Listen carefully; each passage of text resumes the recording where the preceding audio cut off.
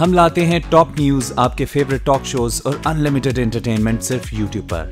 اگر آپ نے ابھی تک ہمارا چینل سبسکرائب نہیں کیا تو ابھی سبسکرائب کریں اور بیل آئیکن کو کلک کر کے ہماری لیٹسٹ ویڈیوز کے بارے میں اپڈیٹ جانیں۔ سبسکرائب کیجئے اور ہم آپ کو لیے چلیں گے آپ کی فیوریٹ ویڈیو کی طرف۔ اداروں کی توہین کرتا پھرتا ہے، میر نام کی، شرم نام کی، حیا نام کی، غیرت نام کی، احترام نام کی، کسی چیز کے سے ہر چیز سے آ رہی ہیں یہ لوگ۔ بسم اللہ الرحمن الرحیم۔ السلام علیکم ناظرین، میں عاصمہ شرازی، پروگرام ہے فیصلہ آپ کا۔ یقین مانیے دل بہت دکھا ہوا ہے، اور یہ صرف لفظ نہیں ہے۔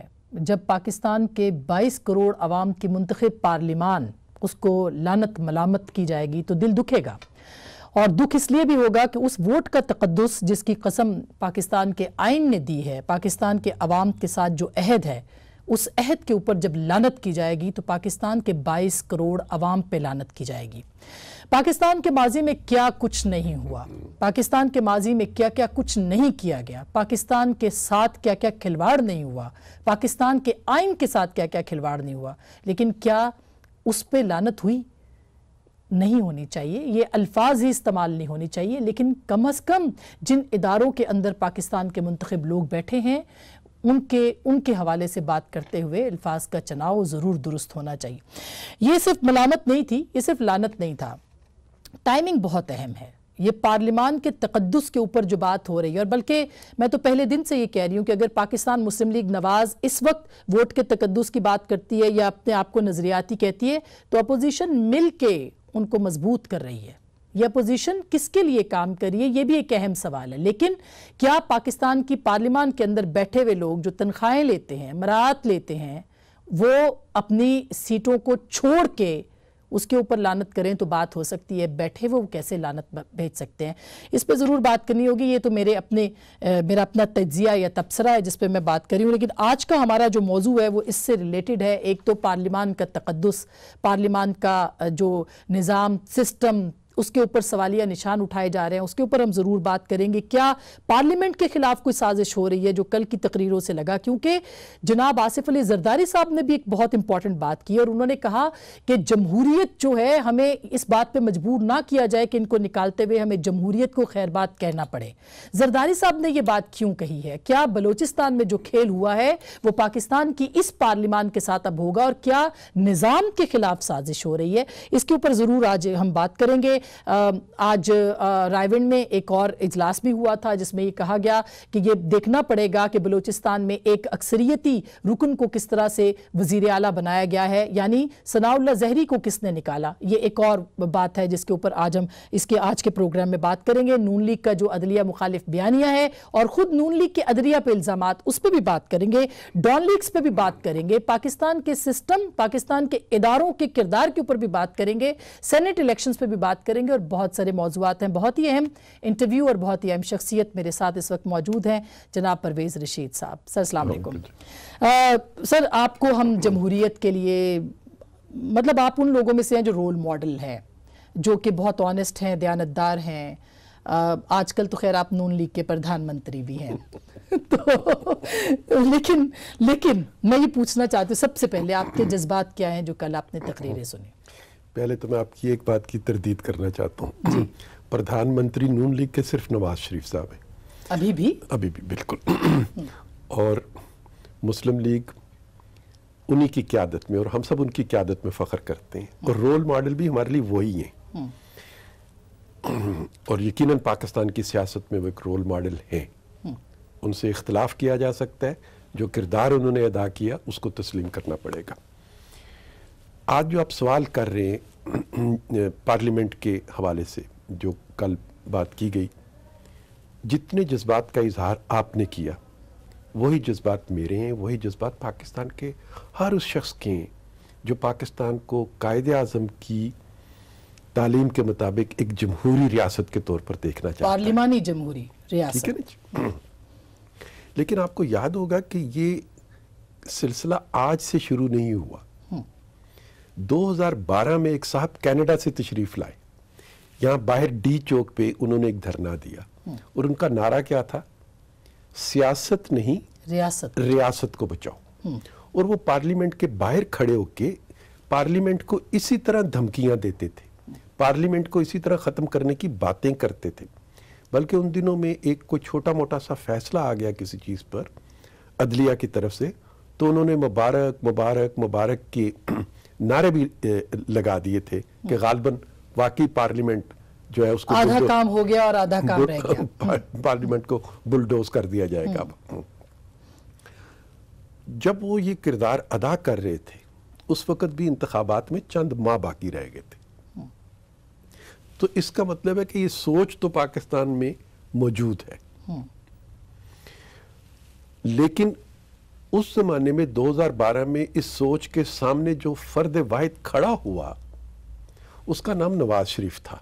आपको याद होगा कि उन्होंने रायविंड में अपोजिशन से तल्लुक़ रखने वाली तमाम सियासी जमातों का एक इजलास बुलाया, जिसमें जमात इस्लामी के अमीर भी थे, जिसमें बलोचिस्तान की सियासी जमातों के रहनुमा भी थे, जिसमें आफ्ताब शेरपाव साहब भी थे, जमीयत के मौलाना फजलुर सबको इकट्ठा मैसेज दिया था एक, और मैसेज दिया था कि जो कुछ ये शख्स कर रहा है रियासत को बचाने के नाम पर, दरअसल ये रियासत को डुबोने का कदम उठा रहा है और हम इसका मुकाबला करेंगे। और हमने वो सपोर्ट उस वक्त दी उस ज़माने की पार्लियामेंट को, उस ज़माने की हुकूमत को जो आसिफ जरदारी साहब की क़यादत में कायम थी जी। आज हमने उस नजरिए को नाकाम किया। आज आसिफ जरदारी साहब उसी शख्स के कंटेनर पे खड़े होके उस नजरिए की कामयाबी के लिए कदम बढ़ा। अच्छा, ये मैं आपको पूछूंगी कि ये किस तरह से हुआ है, और लेट्स बी वेरी फेयर, क्या पीएमएलएन का पार्लियामेंट को बेतौकीर करने में कोई किरदार नहीं है? क्या मियां साहब का, फिर वही मियां साहब जिन्होंने मैसेज दिया था और वो पार्लियामान के अंदर सिर्फ कुछ ही गिनती के चंद वक्त में आए, पार्लियामान से बालातर फैसले हुए, तो क्या उनका कोई किरदार? देखिए आसमा, मियां नवाज शरीफ एक पार्टी के सदर हैं, उनकी पार्टी ने हमेशा पार्लियामेंट के अंदर अपना किरदार पूरे भरपूर तरीके से अदा किया है। ये किसी फर्द का काम नहीं है, पार्टी का काम है, एक इज्तिमा का नाम होता है। प्राइम मिनिस्टर ऑफ पाकिस्तान को बहुत सी दूसरी जिम्मेदारियां भी पूरी करनी होती हैं। पार्लियामेंट का इजलास तो पूरा साल होता रहता है, और पाकिस्तान जैसे मुल्क में जिसमें दहशतगर्दी एक बहुत बड़ा इशू था, जिसमें हमारे रीजन के अंदर जो मसाइल हैं जिनमें आपको दूसरे मुल्कों से इंटरेक्ट करना पड़ता है, बहुत बहुत बड़े इशू थे। ये नहीं हुआ कि प्राइम मिनिस्टर अगर पार्लियामेंट के इजलास में नहीं आए तो वो घर पे मौजूद आराम कर रहे थे, वो कहीं ना कहीं वही फरीजा अंजाम दे रहे थे जो वजीर आजम की जिम्मेदारियों में शामिल होता है। आप तस्लीम कर लें कि क्यों आना चाहिए था, क्यों नहीं आप तस्लीम करते कि वो कायदे ऐवान भी थे, वो सरबराह थे उस पार्लियामेंट। मैं अर्ज करता हूँ, मैं इसलिए इस बात को थोड़ा सा वजाहत करता हूँ कि हमारा काम है कि जब आप हमें मौका देते हैं तो हम इस तरह की जो गुमराहकुन बातें भी फैला दी जाती हैं, हम अपने लोगों को उस पर एजुकेट भी करें। प्राइम मिनिस्टर हमेशा अपना एक खास नुमाइंदा गैलरी में बिठवाते होते थे, जो रोजाना चल के उन्हें गिनती बताता था कि आज कौन कौन लोग पार्लियामेंट में आए और कौन कौन नहीं आए। ये मैं आपको अब एक बात बता रहा हूँ, और उस गिनती के मुताबिक वो बकायदा फिर उन लोगों की सरजनिश करते थे जो पार्लियामेंट में नहीं जाते थे। तो पार्लियामेंट के अंदर हाजिरी को मुकम्मल करवाना, लोगों का उसमें पूरी दिलचस्पी कराना, इस काम की मॉनिटरिंग वो खुद करते थे। बाकी उन्हें अपने फराइज अंजाम देने थे। वो कहते थे कि मेरा दिल करता है कि मैं सारा वक्त आके पार्लियामेंट में बैठूं, दुआ करो कि पाकिस्तान एक ऐसे मुल्क में तब्दील हो जाए जहां पे वजीर आजम को वो भाग दौड़ ना करनी पड़े जो मुझे अब करनी पड़ती है। देखिए परवेज साहब, बिल्कुल आप वो बिठाते होंगे लोगों को, लेकिन उनके अपने बैठ जाने से कितना कद बड़ा हो जाता है ऐवान का, प्राइम मिनिस्टर का, ये एक फैक्ट है। और फिर जब आप तनकीद करते हैं जनाब इमरान खान साहब के ऊपर कि तकरीबन वो 3 बार पार्लियामान के इजलास में आए हैं, तनख्वाह बराबर सब लोग ले रहे हैं, जो नहीं आए वो भी तनख्वाह लेते रहे, क्या आप उनके ऊपर कैसे तनकीद कर सकते हैं कि आज वो खड़े होकर लानत मलामत कर रहे हैं? उन्होंने तो अल्फाज बोले, प्रैक्टिकली तो ना भी लानत है। इमरान खान साहब की तो कोई दूसरी जिम्मेदारी नहीं है। प्राइम मिनिस्टर ऑफ पाकिस्तान को आप तस्लीम करेंगे कि बेतहाशा दूसरी जिम्मेदारियां जो उन्हें पूरी करनी होती हैं। उन्होंने इजलास भी करने हैं, उन्होंने गैर मुल्की मेहमानों से भी मिलना है, उन्होंने जो मुख्तलिफ अदारे हैं उनकी पॉलिसी मेकिंग के जो काम होते हैं और उस पर इम्प्लीमेंटेशन के जो काम है उनकी निगरानी भी करनी है। तो उन्हें तो ये सारे फ़राइज़ अंजाम देने हैं। लेकिन میں آپ کی اس بات سے متفق ہوں کہ ہمیں ایک ایسا پاکستان جس میں پارلیمانی جمہوریت اپنے سلیقے کے ساتھ آگے بڑھ رہی ہو اور سارے فیصلے ہم پارلیمنٹ کے اندر کریں، وہ خواب دیکھنے کی تمنا آپ کی بھی ہے، میری بھی ہے. لیکن آپ کو کس نے روکا؟ ملک کو کس نے روکا کہ پارلیمان سے فیصلے نہ کرے؟ پارلیمنٹ کو چلنے تو دیں. کون نہیں چلنے دے؟ پارلیمنٹ ابھی ناتواں ہے. پارلیمنٹ ابھی بیچاری اس کے ٹانگوں میں 2 آکسیجن کے ڈرپس ابھی لگتے ہیں، ایک ٹنیور کا لگا، دوسرے ٹنیور کا ابھی پورا نہیں ہوا ہوتا، تو اسے گالیاں پڑنی شروع ہو جاتی ہیں، اس کو لعنت ملامت کے کام اس کے شروع ہو جاتے ہیں، اس کے بارے میں ایک فضا پیدا ہو جاتی ہے کہ اس نے کل زندہ بھی رہنا ہے یا زندہ رہنا بھی نہیں ہے. کون پیدا کرتا ہے پرویز صاحب؟ یہ وہی جو نعرے لگاتے آتے ہیں کہ سیاست نہیں ریاست بچاؤ، وہی یہ کرتے ہیں. کیا وہ صرف چہرے ہیں، پیچھے کوئی اور ہے؟ وہ جو ابھی اس پہ لعنت ملامت بھیج رہے ہیں، اور کس چیز پہ لعنت بھیج رہے ہیں؟ Mother of all institutions. Parliament is a mother of all institutions. تمام اداروں کی ماں ہے، اور جس کے ماتھے کے اوپر کلمہ طیبہ لکھا ہوا ہے ہم نے. اور جب ہم اس پہ لعنت بھیجتے ہیں تو کس کس چیز پہ لعنت نعوذ باللہ ہم بھیج دیتے ہیں؟ ہم پاکستان کے ہر اس فرد پہ لعنت بھیج دیتے ہیں جس نے پارلیمنٹ کے لیے اس کو ووٹ کیا. شیخ رشید صاحب نے اپنے حلقے کے ہر ووٹر پہ لعنت بھیج دی ہے جنہوں نے اس کو ووٹ دیا تھا، اور کل پھر وہ ان کے پاس تو بلائیں نا. آپ اسپیکر صاحب سے کہیں، ان کو بلائیں، ان کو کہیں کہ آپ نے آن ایئر یہ پوری پاکستان کی عوام کے سامنے استعفیٰ دیا، آپ کا استعفیٰ قبول کیا جاتا ہے. ان کو کیوں نہیں بلا؟ ان سے سارے پرکس اینڈ پریولیجز کیوں واپس نہیں لیے جاتے؟ ان سے تنخواہیں کیوں نہیں لی جاتی؟ اب جو استعفیٰ ہے اس کو دینے کا ایک ضابطہ ہے، ایک راستہ ہے کہ آپ اسپیکر صاحب کے چیمبر میں جاتے ہیں اور تنہا جاتے ہیں، اور یہ سپریم کورٹ کا ایک فیصلہ ہے، اس کے مطابق یہ طریقہ کار جو ہے بن چکا ہوا ہے، اور تنہا چل کے آپ کہتے ہیں کہ یہ استعفیٰ ہے اور میرا اس کو قبول کر لیجئے. اسپیکر اس بات کی تسلی کرتا ہے کہ آپ بغیر کسی دباؤ کے اس استعفے کو دے رہے ہیں. اسپیکر صاحب بلائیں گے ان کو؟ چونکہ انہوں نے استعفیٰ دیا نہیں نا، ریٹن میں نہیں دیا.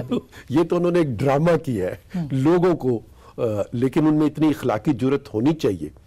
میرا تو یقین تھا کہ وہ آج صبح اسپیکر کے چیمبر میں اسپیکر صاحب کے پہنچنے سے پہلے پہنچے ہوں گے، لیکن انہوں نے وہی کردار ادا کیا جس کے لیے وہ دنیا میں جانے جاتے ہیں، کہ سٹیج پر کوئی اور زبان بولی اور آج استعفیٰ دینے وہ وہاں پہنچے نہیں.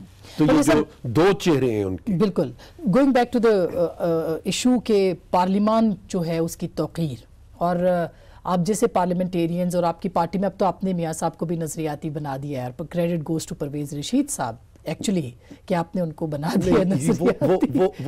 نہیں، یہ مجھے نہیں. اچھا، کس کو جاتا ہے یہ کریڈٹ؟ یہ ان تجربوں، مشاہدوں اور حادثوں اور المیوں کو جن سے پاکستان کے سارے وزیر اعظم گزرتے ہیں، اور نواز شریف صاحب بھی پہلی دفعہ جب وزیر اعظم بنے ان تجربوں اور مشاہدوں سے گزرے اور حادثوں سے گزرے، اور وہ ان حادثوں میں شریک بھی رہے، ان تجربوں میں شریک بھی رہے جو کہ اسٹیبلشمنٹ کرتی رہے. یہ بھی بہت بڑی بات ہے کہ بندہ شریک ہو اور پھر اپنے قلم سے اس کا اعتراف کرے. چارٹر آف ڈیموکریسی میں محترمہ بے نظیر بھٹو نے، نواز شریف صاحب نے، دونوں نے دستخط کیے، اور دونوں نے کہا کہ ہم نے یہ غلطیاں کی ہیں، اور دونوں نے کہا کہ ہم آئندہ یہ غلطیاں نہیں کریں گے. اور نواز شریف صاحب اپنے اس عہد پہ آج تک قائم ہیں، سوائے میمو گیٹ. محترمہ بھی اپنے اس عہد پہ قائم رہیں. دیکھیں، میمو گیٹ جو ہے اس سے آپ اختلاف کر سکتے ہیں، میں بھی اتفاق نہیں کرتا، میری پارٹی میں معلوم ہے اس کا کہ میں نے اس کا کبھی دفاع نہیں کیا، لیکن میمو گیٹ کسی کی حکومت گرانے کے لیے نہیں تھا، اس وقت صدر کو گرانے کے لیے تھا. اس کے اوپر الزام تھا وہی سیکیورٹی رسک کا جو آج وہ لگا رہے ہیں نواز شریف کے اوپر. ہم سڑک پہ نہیں گئے، کنٹینر نہیں کھڑا کیا، گالیاں نہیں نکالی. قانون کے اندر ایک راستہ دیا جاتا ہے کہ اگر کوئی سوال اٹھ جائے تو آپ اس کی انکوائری کرائیں. ہمارا مطالبہ ایک انکوائری کرانے کا تک تھا، اور ہم نے اسے آگے قدم نہیں بڑھایا، بلکہ جب ان کی حکومت گرنے کا کبھی امکان بھی پیدا ہوتا تھا تو نواز شریف صاحب نے یہ کہا تھا کہ میں اکیلا بھی رہ جاؤں گا تو میں اس حکومت کو نہیں گرنے دوں گا. اور ہمیں فرینڈلی اپوزیشن کا ताना सुनना पड़ता था। बिल्कुल बिल्कुल दुरुस्त बात है। नाज़रीन, बहुत इंपॉर्टेंट गुफ्तगू हम करने की कोशिश कर रहे हैं। परवेज़ साहब के पास बहुत सारी खबरें हैं, हम उगलवाने की भी कोशिश कर रहे हैं, लेकिन असल खबर जो है वो बलूचिस्तान से निकल रही है। वहाँ साजिश हुई क्या है और अब पाकिस्तान के पार्लिमानी निज़ाम को भी ख़तरा है क्या? ब्रेक के बाद इस पर ज़रूर बात करेंगे, हमारे साथ रहिएगा। वेलकम बैक नाजरीन, एक दफ़ा फिर आपको खुश आमदीद कहते हैं। सेंटर परवेज़ रशीद साहब, वफाकी वज़ीर इत्तलात साबिक, हमारे साथ मौजूद है। पाकिस्तान मुस्लिम लीग नवाज़ के अगेन प्रधानमंत्री। एनीवेज, ये जो सनाउल्लाह ज़हरी, इनको किसने निकाला सर?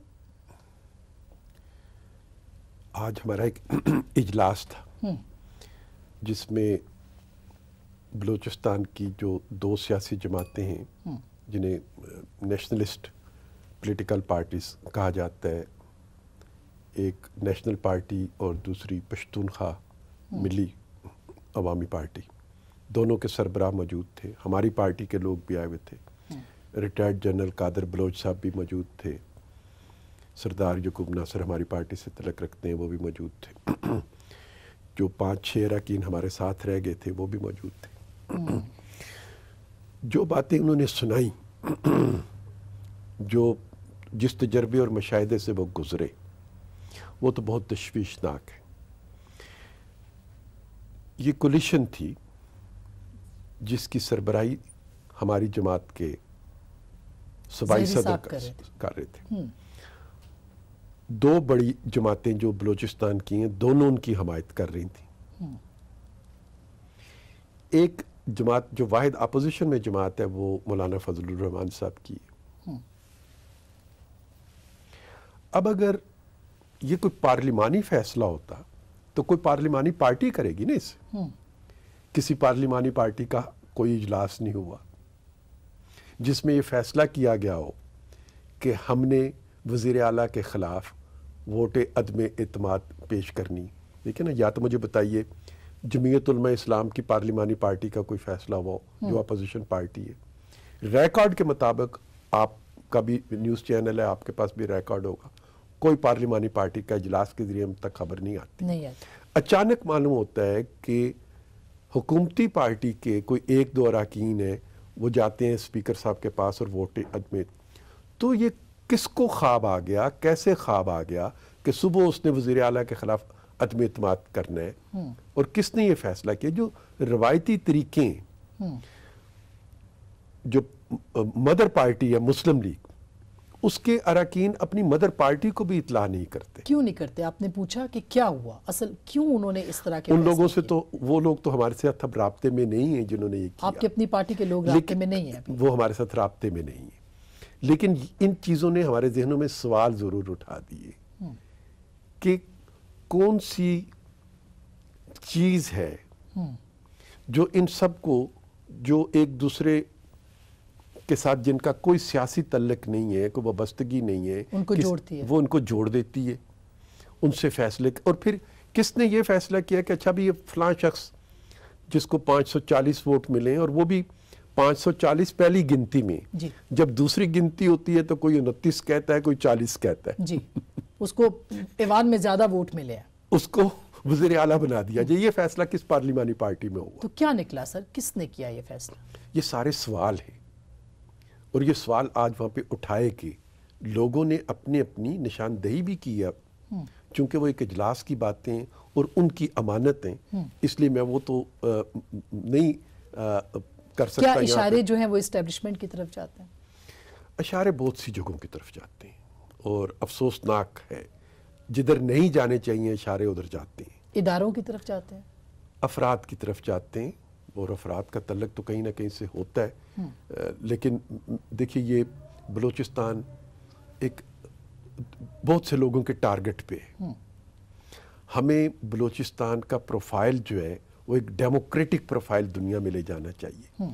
बलूचिस्तान के नौजवानों को हमें किसी तरीके से भी ऐसी मैसेजिंग नहीं करनी चाहिए जिसमें वो ये समझें कि अगर हमें अपने सूबे में भी हमारे खलवाड़ होते रहेंगे और कठपुतलियों के खेल होंगे हमारे सूबे में भी, और हमें मुख्तलिफ तरीकों से हाँक के चलाया जाएगा। जरदारी साहब को किसने اس میں مطلب ایک غلط میسیجنگ جو ہے ہم نے بلوچستان کے نوجوانوں میں کی، جس میسیجنگ کو بڑی محنت سے 4 سالوں میں ختم کیا گیا تھا۔ زرداری صاحب کا کردار اس میں کیا آپ کو نظر آ رہا ہے؟ زرداری صاحب صرف جو ہوتا نا کہ ایک پنجابی فلم کا کردار تھا جو ہر بات پہ کہہ دیتا تھا اپنے ہی کام میں۔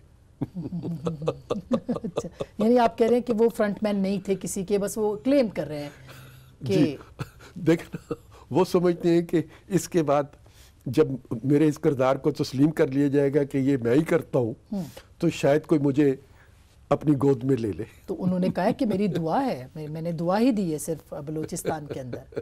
سر وہ کھلاڑی تو بہت بڑے ہیں اور سیاستدان بھی بڑے ہیں۔ پھر اب آئندہ مقابلہ تو جو سٹیج پہ 3 بیٹھے ہوئے تھے ان تینوں کے درمیان دعاؤں کا ہی ہوا کرے گا۔ پروفیسر صاحب مجھے ایک کوئک بریک لینی ہے ہیڈ لائنز کی۔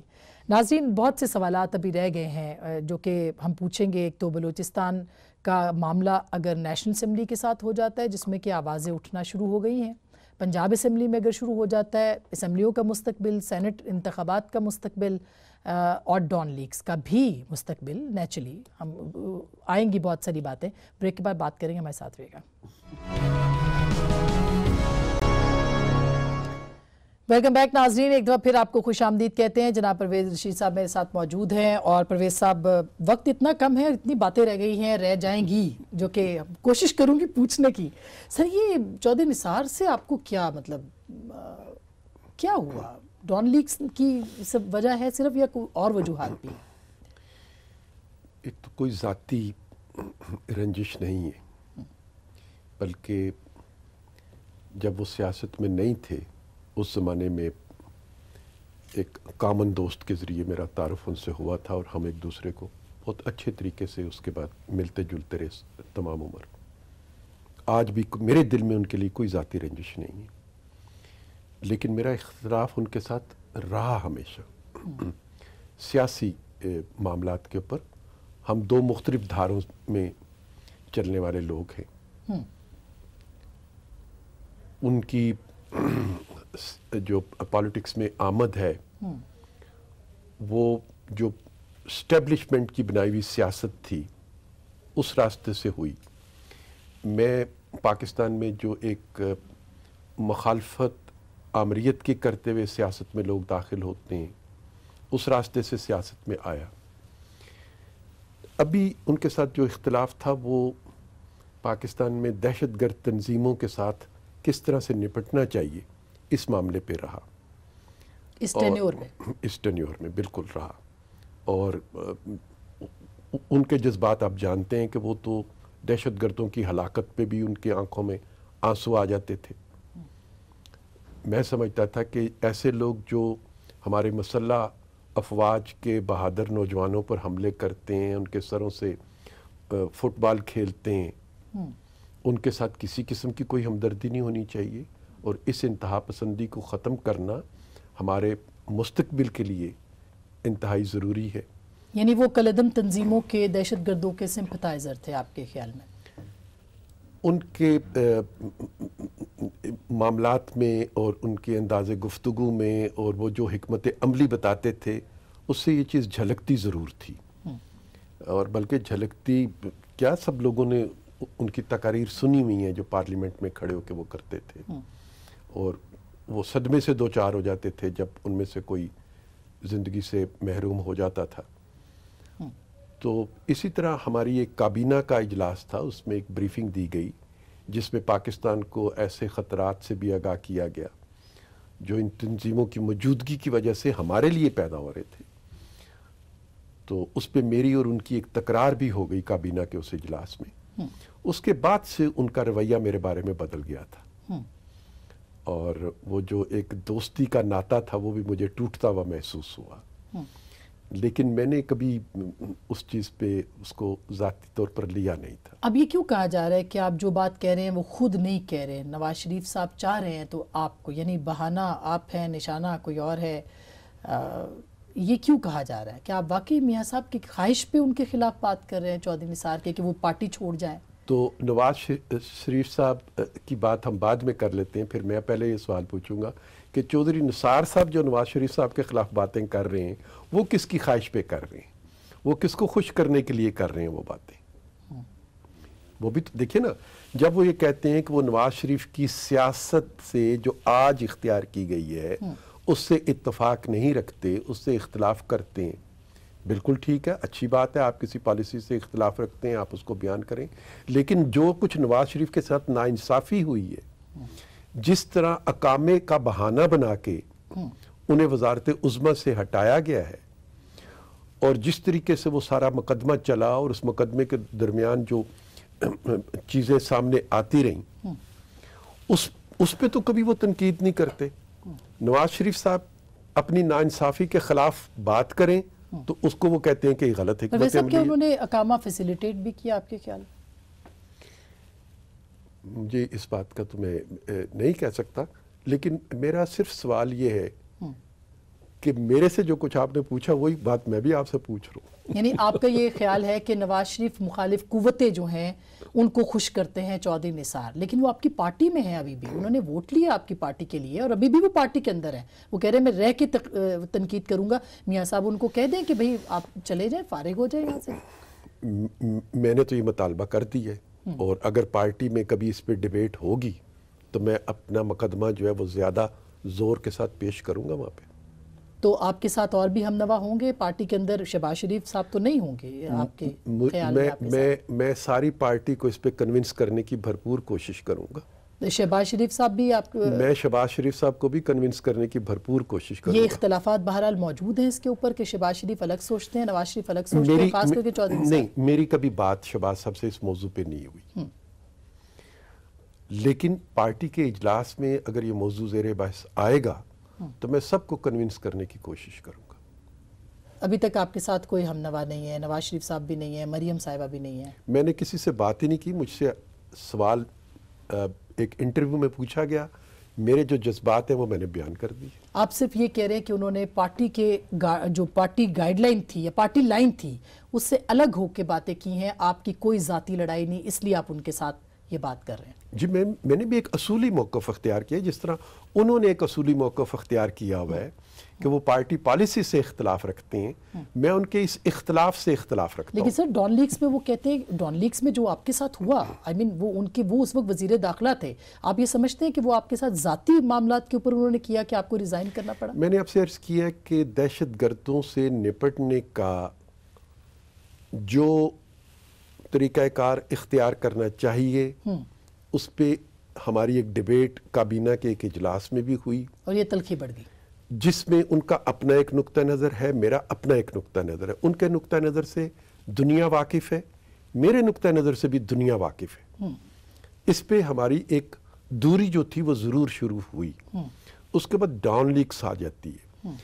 ڈان لیکس میں انکوائری وغیرہ بعد میں ہوتی ہیں, مجھے برطرف پہلے کر دیا جاتا ہے. اس پہ میں اپنے بات کہہ چکا ہوں, میں اب اس کو بار بار دہرانا مجھے اچھا نہیں لگتا, لہذا اس بات کو میں یہاں پہ ختم کرتا ہوں. لیکن وہ ابھی بھی کہتے ہیں کہ اگر آپ چاہتے ہیں تو کہیں میاں صاحب کو یا شاہد خاقان عباسی صاحب کو کہ رپورٹ منظر عام پر لے آئے. تو میں تو چاہتا ہوں کہ بالکل منظر عام پہ آنی چاہیے, میں تو اس میں رکاوٹ نہیں ہوں.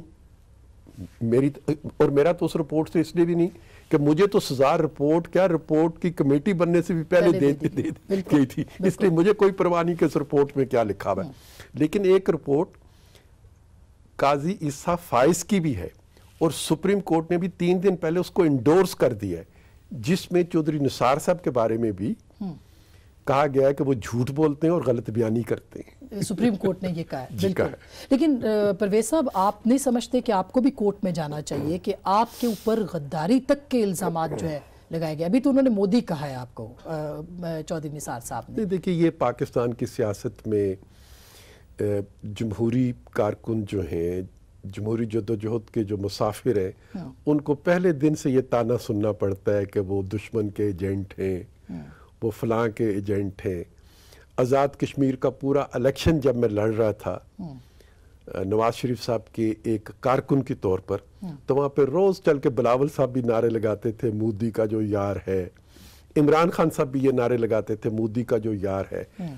کشمیر کے لوگوں نے 2/3 میجارٹی سے نواز شریف صاحب کے شعر کے اوپر سٹیمپ لگائی. تو ان نعروں سے پاکستان کے لوگ متاثر نہیں ہوتے, حتیٰ کہ کشمیر کے لوگ متاثر نہیں ہوتے. ये नारे वो हैं जो पिट चुके हैं लेकिन पाकिस्तान। साहब जब ऐसी इन्वायरमेंट थी और डॉन लीग्स भी आ गई और एक आपकी जमात के ऊपर जो है वो सिक्योरिटी रिस्क के इल्ज़ामात लीडर के ऊपर लग गए, शेख मुजीब वाली स्टेटमेंट देने की क्या ज़रूरत थी मियाँ साहब को?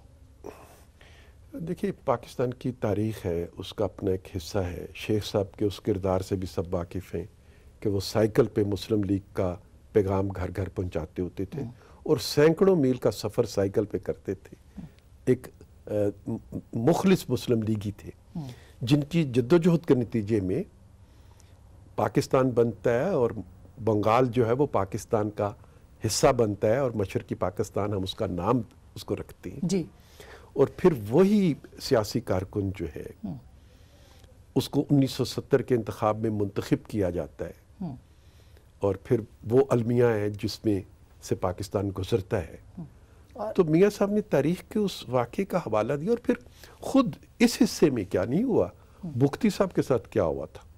बुख्ती साहब कहाँ से सफ़र, पाकिस्तान के वज़ीर दफ़ा रहे वो, वज़ीर आला रहे, गवर्नर रहे और उसके बाद वो एक गार में उनको मार दिया गया। तो मियाँ साहब इसको सेनेट इलेक्शन से रिलेट करे थे, आम इंतखाबात से, कि कहीं उसी तरह 71 की तरह जो है वो मैनिपुलेट ना किया जाए। ये मियाँ साहब इसकी मिसाल देके दरअसल ये कहना चाहते हैं कि हमें माजी की गलतियों को दोहराना नहीं चाहिए।